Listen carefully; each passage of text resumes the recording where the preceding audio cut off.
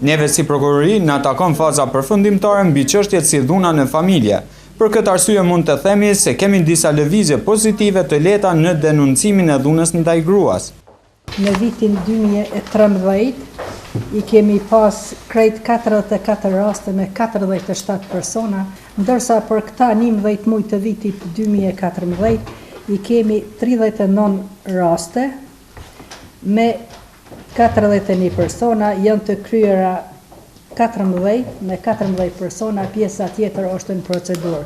Arsimimi i femrës dhe çështja e pronës po ndikojnë në të gjitha sferat e jetës së gruas. U shpreh Afijete Sada Glogxhani, përfaqësuese e gjykatës në Gjakov. E madhe është mungesa e arsimit, këmbgulësia e femrave, ndjeshmëria emocionale më madhe ndaj familjes së origjinës, që ka për qëllim edhe shmangjen e konflikteve në familje, që i vën gratë në një disavantazh ndaj burrave. Këtë them në marrjen e trashëgimisë, një të drejtë e cila ju takon në mënyrë të barabartë si grave, ashtu edhe burrave sipas ligjit. Ndërsa Kris Gjokaj, komandanti i stacionit policor në Gjakov, u shpreh se gratë raportojnë raste të dhunës, por nuk duan që të merren masa dhe kjo shpesh del problem në realizimin e detyrave tona. Raportojnë rastin mirë, po nuk dëshirojnë të merren masa për shkak të frikës që i kanoset në të ardhmen.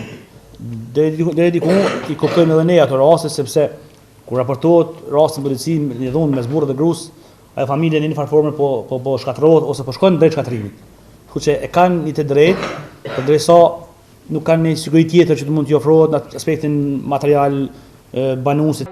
Ndryshe nga burrat, gratë në komunën e Gjakovës e kanë prioritet familjen. Vlerësoi Sevdia Agjibeqiri, kryetare e grupit të grave asambleiste në Gjakov.